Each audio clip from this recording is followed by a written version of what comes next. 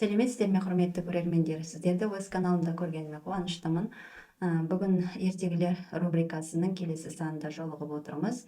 Және бүгінгі оқитын ертегім ол The Cock, the Mouse and the Little Red Hen деп аталады. Қораз, тышқан және кішкентай қызыл тауық деп аталады. Сонымен бастаймыз. Once upon a time, there was a hill, and on the hill there was a lovely little house. Баяғы өткен заманда төбешіктер болған, және төбешіктерде әдемі кішкентай үй болған. It had one little green door and 4 little windows with green shutters, and in it there lived a cock and a mouse and a little red hen. Ол үйдің кішкентай жасыл есігі және 4 кішкентай терезесі болған, сыртында жасыл жапқышы бар. Және ол жерде қораз, тышқан, кішкентай қызыл тауық өмір сүрген. One another hill, not very far away, on the other side of a small river, there was another little house. Екінші бір төбешікте, бұл жерден алыс емес, кішкентай ғана өзеннің жағалауында басқа бір кішкентай үй болды. It was a very bad little house. Бұл өте жаман кішкентай үй еді. It had a door and didn't shut and 2 broken windows. Бұл жерде есігі болды, бірақ ол есік жабылмайтын, және 2 сынған терезесі болды. And in this house they lived the big fox and 4 bad little foxes. Және бұл үйде үлкен жаман мінезді түлкі менен оның 4 кішкентай түлкішектері, яғни балалары болды.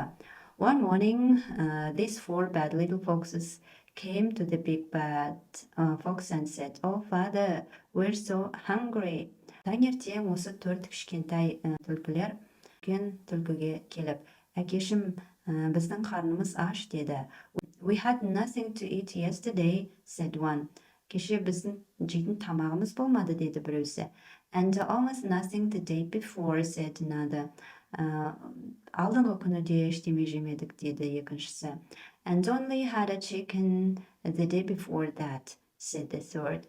Ал оның алдындағы күнде біз тек балапанды ғана жедік деді үшіншісі. "And only 2 little ducks the day before that," said the fourth. 3 күн бұрын біз үйректі ғана жедік деді төртіншісі. The big bad fox shook his head for a long time, for he was thinking.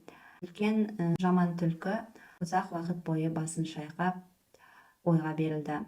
At last he said in a big rough voice, "Over the hill I see a house, and in the house there lives a cock." Соңында ол гүрілдеген даусымен айтты, "Мына таудың ар жағында мен бір үй көрдім, және ол үйде қораз тұрады." And a mouse, screamed 2 of the little fox. Және тышқан деп айғай салды 2 кішкентай түлкілер. And a little red hen, screamed the other 2. Және кішкентай қызыл тауық деп айғай салды келесі екеуі. And they are nice and fat, went on the big bad fox. Және олар әдемі әрі семіз деп жалғады кен жаман түлкі. I'll take my sack and I'll go up the hill and in the house and I'll put the cock and the mouse and the little red hen into my sack. Мен өзімнің мөшегімді алам да, ол тауға барып, ол үйге кіріп, қоразды, тышқанды және қызыл тауықты мөшегіме салып алып келемін. Do it today, оны бүгін жасаймын. So the 4 little foxes jumped for joy, and the big bad fox went to get his sack. 4 түлкі болса қуаныштан орындарынан секіріп кетті, ал үлкен жаман түлкі мөшегін алуға шығып кетті. But what was happening to the cock and the mouse and the little red hen all this time? Бірақ қоразда, тышқан және кішкентай қызыл тауықта қандай оқиға болып жатқан еді осы уақытта? That morning, the cock and the mouse had both got out of bed on the side. Қораз бен тышқан таңертең сол аяқтарымен оянды. The cock said the day was too hot and the mouse said it was too cold. Қораз күн өте ыстық десе, тышқан өте суық деп айтты. They came grumbling down to the kitchen, where the good little red hen was working happily about the house. Олар асханаға тырысып келсе, қызыл тауық үйдің ішінде бақытты күй кешіп жұмысын жасап жүр екен. Who'll get some sticks for the fire? She asked. Отқа ағашты кім салады? Деп сұрады. I shan't, said the cock. I shan't, said the mouse. Мен емес, деді қораз, мен емес, деді тышқан. Then I'll do it myself, said the little red hen. So she ran to get the sticks. Онда мен өзім істеймін, деді кішкентай қызыл тауық. Сөйтті да ағаштарды алып келуге жүгіріп кетті. And now, who'll fill the kettle from the spring? She asked. Кім бұлаққа барып, шәйнекті толтырып алып келеді, деп сұрады тауық. I shan't, said the cock. I shan't, said the mouse. Мен емес, деп жауап берді тышқан мен қораз. Then I'll do it myself, said the little red hen. Онда мен өзім істеймін, деді кішкентай қызыл тауық. And off she ran to the spring to fill the kettle. Сөйтіп ол бастауға шәйнекті толтырып алып келуге жүгіріп кетті. And who'll get the breakfast ready? She asked as she put the kettle on the boil. Кім таңғы асты дайындайды? Деп сұрады ол, шәйнекті отқа қойып жатып. I shan't, said the cock. I shan't, said the mouse. Мен емес, деді тышқан да, қораз да. Then I'll do it myself, said the little red hen. Онда мен өзім жасаймын, деді кішкентай қызыл тауық. All breakfast time the cock and the mouse quarreled and grumbled. Таңғы астың уақытысында қораз да, тышқан да сіркелері су көтермей отырды. Who'll clear the table? Asked the poor little red hen. Дастарханды кім жинайды? Деп сұрады бейшара кішкентай қызыл тауық. I shan't, said the cock. I shan't, said the mouse. Мен емес, деді қораз да, тышқан да. Then I'll do it myself, said the little red hen. Онда мен өзім істейін, деді қызыл тауық. So she cleared everything away, swept up the floor and brushed up the fireplace. Сөйтіп ол барлығын жинап шықты, еденді жуды, пештің алдын тазалады. And now who'll help me to make the beds?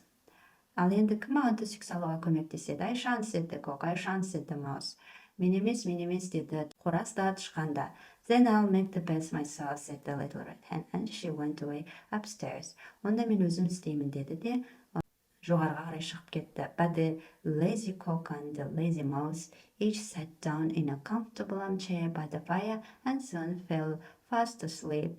Бірақ жалқау қораз бенен тышқан ыңғайлы орындықтарында оттың жанында отырып ұйықтап кетті. Just at this time the big bad fox was going up the hill. Осы уақытта үлкен жаман түлкі тауға жеткен еді. Then he walked into the garden of the lovely little house and peeped in at the window. Сөйтіп ол әдемі кішкентай үйдің ауласына кіріп, терезені тоқылдатты. Rat-tat-tat, rat-tat-tat, the fox knocked at the door. Тук-тук-тук деп түлкі терезені қақты. Who can that be? Said the mouse and half opened his eyes. Бұл кім? Деп сұрады тышқан көзін жартылай сығырайта ашып. Go and look for yourself if you want to know, said the rude cock. Орнынан бар да өзің көр, егер қалап тұрсаң, деп ашулана жауап берді қораз. It's the postman perhaps, thought the mouse, and he may have a letter to me. Бұл хат тасушы болуы керек, деп ойлады тышқан. Маған хат алып келген шығар. So he didn't wait to see who it was, but lifted the latch and opened the door. Сол себепті де кім екенін көрмей жатып, ілгегін ашты да есікті ашып жіберді. As soon as he opened it, the big bad fox jumped in with a cruel smile upon his face. Есік қалай ашыла салысымен үлкен жаман түлкі ішке секіріп кірді де түрінде қорқынышты күлкі пайда болды. Oh, squeaked the mouse, and he tried to run up the chimney. Oh, деп тышқан дыбыстады да мұржаға қарай жүгіруге талпынды. Doodle-doodle-doo, screamed the cock as he jumped on the back of the biggest armchair. Кукарику деп айғай салды қораз отырған орындығының артына қарай секіріп түсіп. But the fox only laughed. Бірақ түлкі тек күлді. He caught the little mouse by the tail and popped him into the sack. Then he caught the cock by the neck and popped him in two. Түлкі тышқанның құйрығынан ұстап, мүшекке салды да, Қораздың мойнынан ұстап, оны да мүшекке салды. Then the poor little red hen ran quickly downstairs to see what all the noise was about, and the fox caught her and put her into the sack with the others. Ал кішкентай қызыл тауық болса, төменде не болып жатқан, қандай шу болып жатқанын көрейін деп, төменге қарай түскен еді. Түлкі оны да ұстап алып, мүшекке басқалармен бірге салып алды. Then he took a long piece of string out of his pocket and tied the sack with it. Қалтасынан ұзын жібін алды да, мүшектің аузын байлап тастады. After that, he threw the sack over his back and off he went down the hill. Ол мүшегін иығына қарай лақтырып, таудан төмен қарай түсе бастады. Oh, I wish I hadn't been so rude, said the cock. Қатты сөйлемеуім керек еді, деді Қораз. Oh, I wish I hadn't been so lazy, said the mouse. Мен сондай жалқау болмауым керек еді, деді тышқан. It's never too late to mend, said the little red hen. Түзелу ешқашанда кеш емес, деді кішкентай қызыл тауық. And don't be too sad.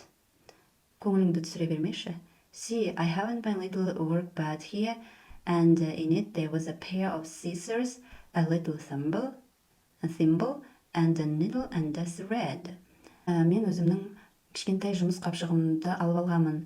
Бұл жерде қайшы бар, кішкентай оймақ, және сабақталған жібі бар, ине бар. Very soon you will see what I'm going to do. Көп ұзамай сендер менің не істегім келіп тұрғанын білесіңдер. Now the sun was very hot, and soon Mr. Fox began to feel that his sack was very heavy. Күн қыздыра түсті. Сөйтіп, мистер Фокс өзінің мүшегінің ауырлай бастағанын сезді. At last he decided to lie down under the tree and sleep for a little while. Көп ұзамай ол бір ағаштың астына жатып, демалып алуды ойлады. So he threw the sack down and very soon fell fast asleep. Ол мүшегін жанына қойды, сөйтіп көп ұзамай ұйықтап кетті. As soon as the little red hen heard that the fox was snoring, she took out her scissors and cut a little hole in the sack. Қызыл тауық түлкінің қорылын естіген бойда қайшысын алды да, мүшектің астынан сәл кішкентай тесік жасады. Quick, she whispered to the mouse. Creep through his hole and run as fast as you can and bring back a stone just as large as yourself. Тез, деп сыбырлады тышқанға. Тесіктен шықты, өзіңнің бойыңа, салмағыңа шамалас тас алып кел деді. Out went the mouse and soon he came back with the stone. Тышқан тесіктен шықты да, көп ұзамай тасты алып келді. It was heavy and he had to drag it after him. Бұл ауыр еді. Оны өзінің артынан сүйреп келді. Push it in here, said the little red hen. And the mouse quickly pushed it into the sack. Оны ішіне қарай itер, деді кішкентай қызыл тауық. Тышқан тез арада оны мүшектің ішіне қарай итере бастады. Then the little red hen cut the hole larger and soon the cock was able to creep through it. Кейін кішкентай қызыл тауық қораз өте алатындай тесікті кеңейтті. Quick, she said, run and get a stone as big as yourself. Тез, деді ол, барда өзіңмен шамалас тас алып кел. Out flew the cock and soon he came back with a big stone which he pushed into the sack. Қораз шыққан бойда үлкен таспен келіп, оны мүшектің ішіне салды. Then the little red hen crept out, got a stone as big as herself and pushed it into the sack. Содан кейін кішкентай қызыл тауық тесіктен шықты да, өзі секілді тасты алып келіп, мүшектің ішіне салды. Next, she put on her thimble, took out her needle and the thread and sewed up the hole as quickly as ever she could. Содан кейін ол оймағын киді де, ине жібін алып, тесікті шамасы келгенше барынша тез тігіп тастады. When that was done, the cock and the mouse and the little red hen ran home very fast. Осыны жасап болғаннан кейін Қораз, тышқан және кішкентай қызыл тауық үйлеріне қарай жүгіре жөнелді. They shut the door after them, locked it and they shut the shutters. Арттарынан есігін жауып, кілттеп, сыртынан жабылатын ысырманы да жауып тастады. The big black fox lay fast asleep under the tree for some time, but at last he woke up. Үлкен жаман түлкі ағаштың астынан тез ұйықтап қалған біраз уақыт болғаннан кейін қайта оянды. Dear, he said, I have slept a long time. I must hurry home. Ой, деді ол. Мен ұзақ уақыт ұйықтап қалған сияқтымын. Үйге тез барайын. The big bad fox grumbled to himself as he went down the hill till he came to the river. Үлкен жаман түлкі төбешіктен таудан түсіп, өзеннің жанына келгенге дейін өзін жазғырып келді. Splash, one foot went in. Шашырау, бір аяғы ішіне түсіп кетті. Splash, the other foot went in. Екінші аяғы да түсті. But the stone and the sack were so heavy that at the very next step, Mr. Fox fell down into a deep pool. Екінші аяғын алдыға қоя бергенде, тасы бар мөшегі соншалық ауыр болып кетті, келесі жүре бастағанда ол терең суға гүмп ете түсті. He couldn't get out of it, so he was never seen again. Ол оны шығара алмады, сөйтіп оны екінші қайтара көрмеді. And the poor bad little foxes had to go to bed without any supper. Ал байғұс төрт түлкілер төсектеріне кешкі ассыз жатты. But the cock and the mouse never grumbled again. Қораз бен тышқан ешқашан да мінездерін көрсетпейтін болды. They lit the fire, filled the kettle, made the breakfast and did all the work while the good little red hen had a holiday. Олар отты жағып, шайнекті толтырып, таңғы ас дайындап, кішкентай қызыл тауық демалып жатқан кезде барлық жұмысты жасап қойды. She sat resting in a big armchair. Ол үлкен арқасы бар үстелде демалып жатты. No foxes ever troubled them again, and they are still living happily in the little house with the green door and the green shutters which stand on the hill. Түлкілер оларды ешқашанда мазалаған емес. Олар осы кішкентай жасыл есікті, жасыл ысырмасы бар төбешікте орналасқан үйде бақытты ғұмырларын кешіпті. Міне ертегі аяқталды. Назар салып тыңдағандарыңызға рахмет. Келесі видеода жүздескенше сау саламатта болыңыздар.